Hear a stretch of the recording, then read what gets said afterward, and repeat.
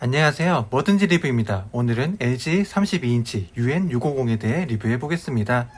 우선 모니터 뒷면에 HDMI 포트 2개, DP 포트 1개, 이어폰 잭과 전원 연결 부위가 있었습니다. 크기가 매우 크니 설치하실 곳을 꼭 실측해 보셔야 할 듯합니다. 두께는 아주 슬림하진 않았고요. 원통형의 모니터 지지대가 기본 제공이 됩니다. 이렇게 아치 형태의 모니터 받침대 부분이 있고요. 모니터에 제 핸드폰을 연결해 보았습니다. 모니터에 연결하기 위해서는 우선 C2 HDMI 젠더가 필요합니다. 핸드폰을 연결한 후에 제가 가지고 있는 아이패드 프로 5세대 12.9인치와의 크기를 한번 비교해 보았습니다. 역시나 32인치는 정말 크더라고요. 그럼 이제 디스플레이에 대해 자세히 한번 살펴보겠습니다. 최대 해상도는 4K UHD까지 되고요. 60Hz 주사율까지 지원되는 모니터입니다.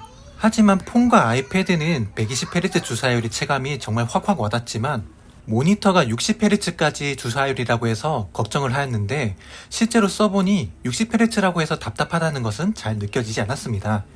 대기업의 제품을 그것도 무려 32인치 UHD를 저렴하게 살 수 있어서 한번 구매해 보았는데요. 가장 아쉬운 점이라면 IPS 특성상 역시 빛샘이 조금 있고요. 완벽한 블랙 표현이 힘들다는 게 가장 크게 와닿았습니다. 특히나 영상에서처럼 저조대의 환경, 어두우면 어두울수록 빛샘 현상이나 블랙이 표현되지 않는 것은 크게 와닿았습니다.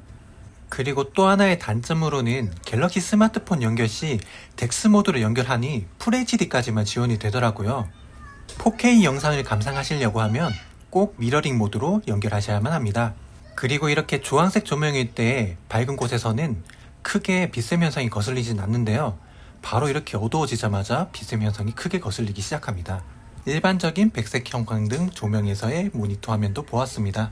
지금 보시는 영상에서의 화면은 빛샘 부분을 조금 더 잘 보여드리기 위해서 화면을 조정해 본 상태입니다. 그럼 어두운 환경에서의 빛샘 부분을 조금 더 클로즈업해서 보여드리겠습니다.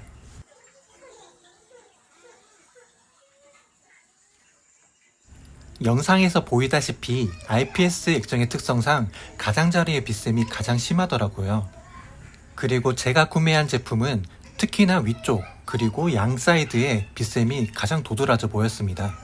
미니 LED가 탑재된 아이패드 프로 5세대와의 비교시 꽤나 심하게 체감이 되더라고요. 다음으로 글자를 보았을 때의 가독성을 살펴보겠습니다. 모니터 크기가 크다 보니 글자가 자글자글하거나 해상도에 문제는 없을까 하고 굉장히 고민을 하였는데요. 실제 사용 시에는 글자가 깨지거나 이상하게 보이는 증상 없이 또렷하게 만족스러운 가독성을 보여주었습니다. 특히나 글자가 오히려 더 선명하게 보이는데 화면이 큰지라 더욱더 잘 보였습니다. 실제 눈으로 봐도 영상에서 보이는 가독성만큼의 글자를 읽으실 수 있으시리라 생각됩니다. 4K 모니터는 글자 가독성이 떨어지는 경우가 많다고 들어서 굉장히 걱정했는데 정말 다행이었습니다. 그럼 다음으로 4K HDR 화면을 감상해 보시겠습니다. 우선 모니터 설정에서 HDR 모드를 ON하고 밝기는 최대 밝기로 해놓고 별다른 세팅을 따로 건드리지 않고 기본 모드로 보겠습니다. 4K HDR 영상 역시 제가 가지고 있는 아이패드 프로 5세대 12.9인치와 나란히 놓고 한번 비교해 보겠습니다.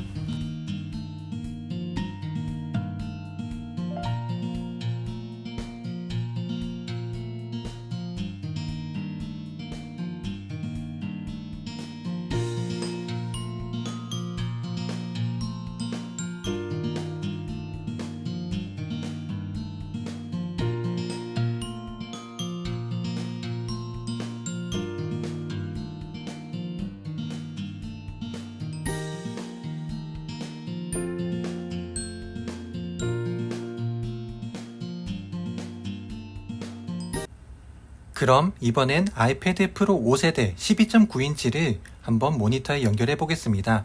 모니터에 연결하니 QHD의 해상도로 연결이 되더라고요. 그리고 영상에서 보다시피 화면 비율의 문제로 아쉽게 모니터 양쪽에 렛터박스가 생기고 따로 설정해서 해상도 조절이나 스피커를 아이패드로 나오게 할 수 있는 방법이 없어서 정말 아쉬웠습니다. 그래도 그나마 QHD로 연결되기에 가독성이 떨어져 불편하지는 않았습니다.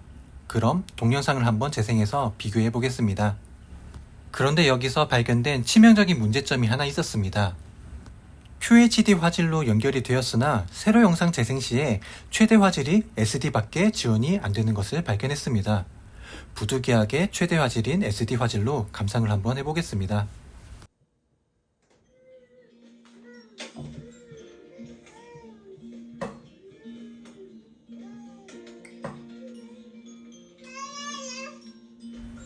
그리고 문득 드는 의문, 그럼 설마 가로 영상도 화질 제한이 걸리는 걸까요?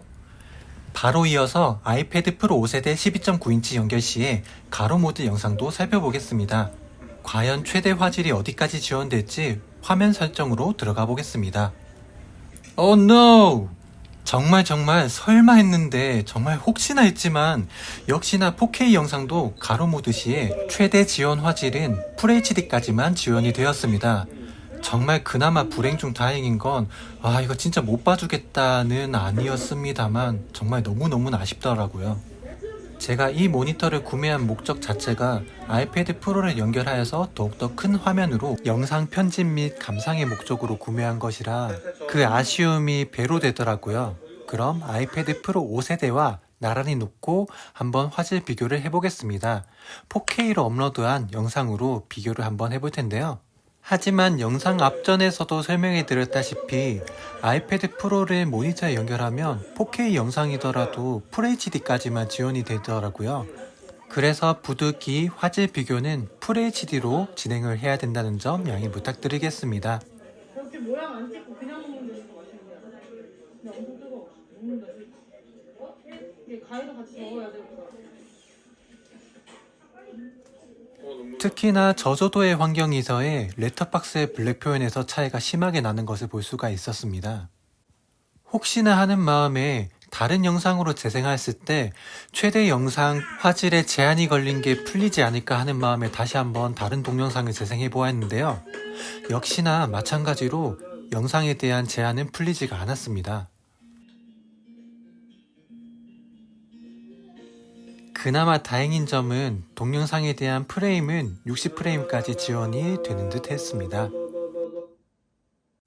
그럼 이번에는 120Hz의 주사율의 아이패드와 60Hz 주사율의 모니터에 스크롤 하였을 때 주사율 차이를 한번 체감을 해보겠습니다.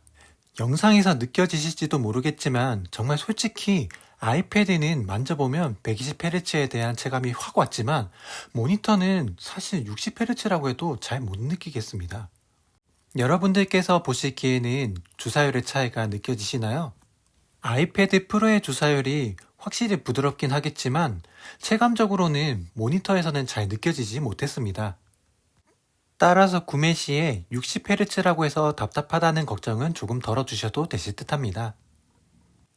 그럼 이어서 간단하게 스피커에 대한 테스트를 해볼 텐데요. 최대 볼륨과 음질에 대해서 조금이나마 들려드리겠습니다.